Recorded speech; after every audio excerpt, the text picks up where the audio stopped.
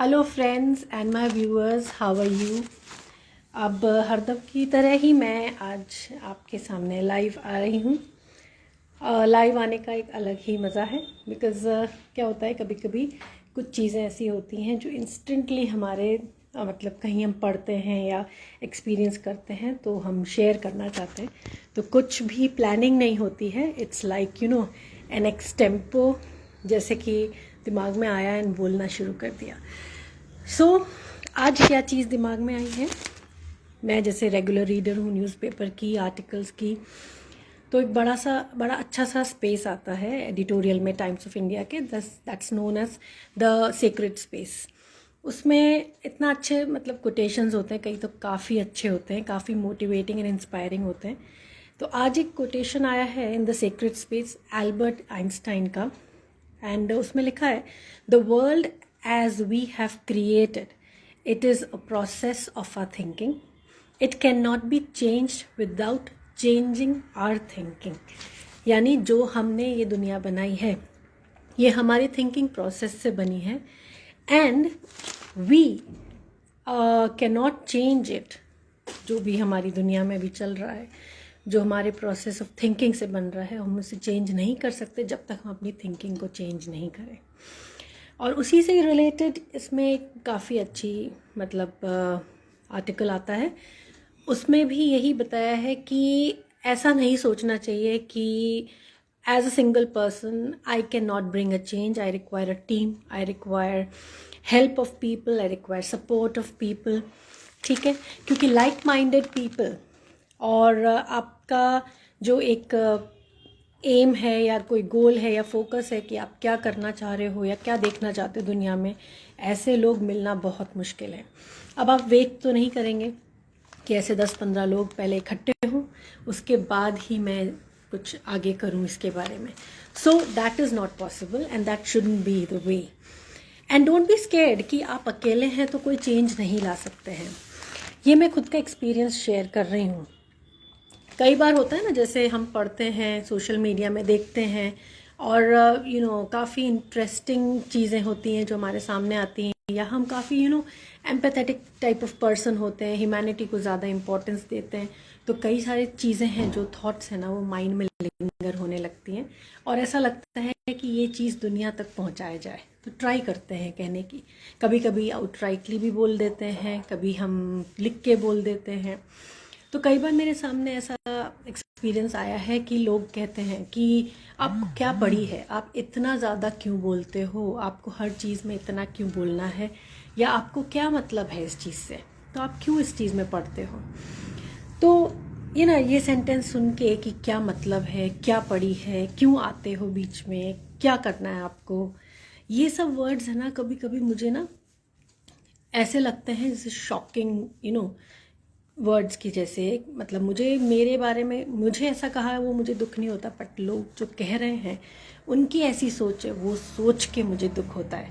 हर कोई अगर ऐसा सोचने लगे, मुझे क्या पड़ी है, मुझे क्या मतलब है, क्या करना है, मुझे मेरे घर में जो है वो मैं संभाल लूँ, वो ही काफ़ी है। तो आपकी दुनिया तो बहुत छोटी है, आपके घर में कितने लोग हैं, 3, 4, 5, 6, तो ये आपकी दुनिया है, आप बस इसमें ही समेट के रह जाओगे तो आपका एग्जिस्टेंस का तो कोई मीनिंग ही नहीं रहा। ह्यूमन बीइंग्स क्यों पावरफुल बीइंग्स कहलाते हैं और समझदार कहलाते हैं और ज़्यादा ऊपर कहलाते हैं एनिमल्स के और दूसरे जो बीइंग्स हैं, क्योंकि उनमें इंटेलेक्ट है, सोचने समझने की शक्ति है और कुछ करने की भी पावर है। वो डिपेंड करता है कि वो करना चाहते हैं कि नहीं। ठीक है, अब वही है कि आप सोचते हो और वो फिर आप मटेरियलाइज करना चाहते हो, आपके ऊपर डिपेंड करता है। और आप सोच के रह जाओ और मटेरियलाइज ना करो, ये सोच के कि मुझे मेरे घर का देखना है, मुझे क्या मतलब किसी से, ऐसे ही सब सोचने लग जाएं तो सब अपनी छोटी छोटी दुनिया में यानी घरों में रहने लगेंगे और उनको आसपास की दुनिया में या आसपास क्या प्रॉब्लम है जो उनको भी अफेक्ट कर सकती है या किसी को अफेक्ट कर रही है, तो उनका दुख कितना है, कितनी एम्पैथी उनके लिए आपके मन में है, ह्यूमैनिटी कितनी है, वो चीज़ ही एक ह्यूमन बीइंग को डिफ़ाइन करती है। आप घर से काम पे जा रहे हो, काम से घर पे आ रहे हो, घर संभाल रहे हो, पैसे कमा रहे हो, अपने बच्चों को अच्छे स्कूल कॉलेज में पढ़ा रहे हो, अच्छा खा रहे हो, लग्जरीज़ के साथ रह रहे हो, वो आपको डिफ़ाइन नहीं करता।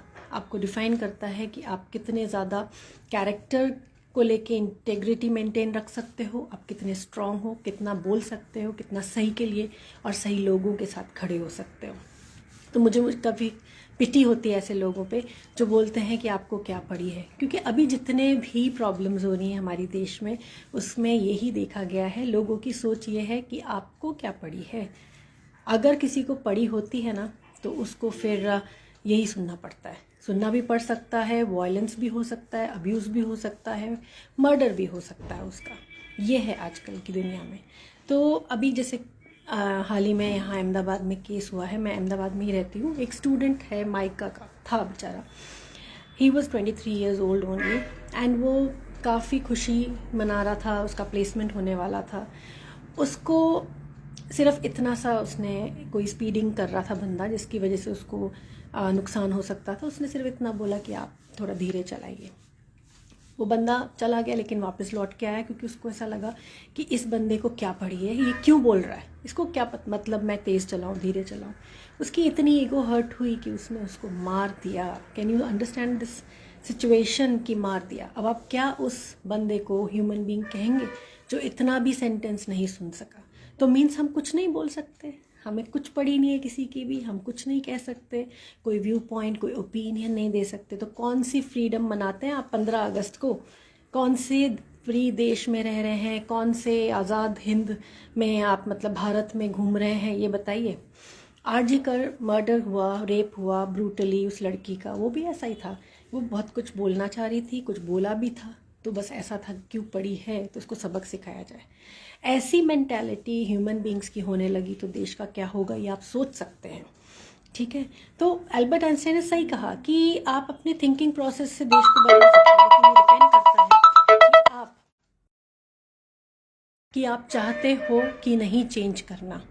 तो ये चीज़ है ना, ये बहुत ही मुश्किल है और समझाना भी मुश्किल है, लेकिन हमें इस चीज़ से बाहर निकलना है कि मुझे क्या पड़ी है, मुझे पड़ी है और पड़ी रहेगी। और जहाँ बोलना है बोलिए, बेझिझक बोलिए, सुनेंगे तो सुनेंगे लोग, नहीं सुनेंगे तो कोई बात नहीं, आप अपने एफर्ट करते रहिए। अगर आप सोचते हैं कि आपके कहने से कुछ इफ़ेक्ट 1% भी कुछ लोगों पे हो रहा है, कुछ फ़ायदा हो रहा है, या एटलीस्ट आप एक ह्यूमन बीइंग तो हैं जो आप फील कर पा रहे हैं कुछ चीज़ों को और उसके बारे में सोच के बोल रहे हैं।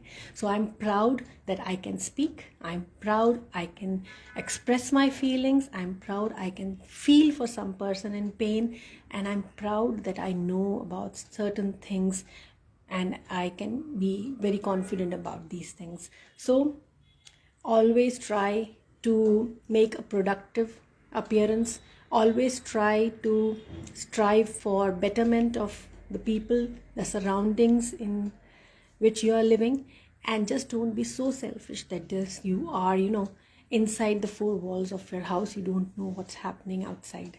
So be conscious, be a human being. Bye, take care.